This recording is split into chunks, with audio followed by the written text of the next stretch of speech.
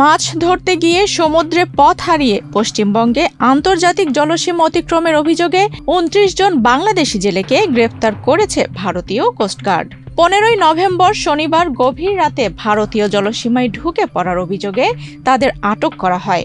জব্দ করা হয়েছে তাদের মাছ ধরার ট্রলারও।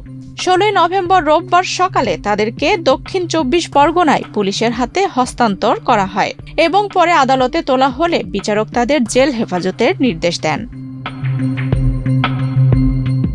পদ্মা সেতু, মেট্রো রেল এবং এলিভেটেড এক্সপ্রেসওয়ে নির্মাণের গর্বিত অংশীদার বসুন্ধরা সিমেন্ট। প্রাথমিক তদন্তে জানা যায়, মাঝ সমুদ্রে মাছ ধরতে গিয়ে পথ হারিয়ে তারা ভারতীয় জলসীমায় ঢুকে পড়ে। তবে তদন্তকারী কর্মকর্তারা তাদের অসৎ উদ্দেশ্য ছিল কিনা তা খতিয়ে দেখছেন।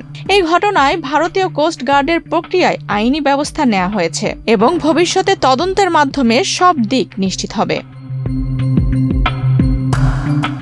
একই সঙ্গে সীমান্তবর্তী নদিয়া জেলার হাঁসখালী থানার পুলিশ অবৈধ অনুপ্রবেশের অভিযোগে নারী পুরুষ মিলিয়ে ১০ জন বাংলাদেশি নাগরিককে গ্রেফতার করেছে। ওমরপুর গ্রামে আত্মগোপন করে থাকা এসব নাগরিককে শনিবার রাতে অভিযান চালিয়ে আটক করা হয়।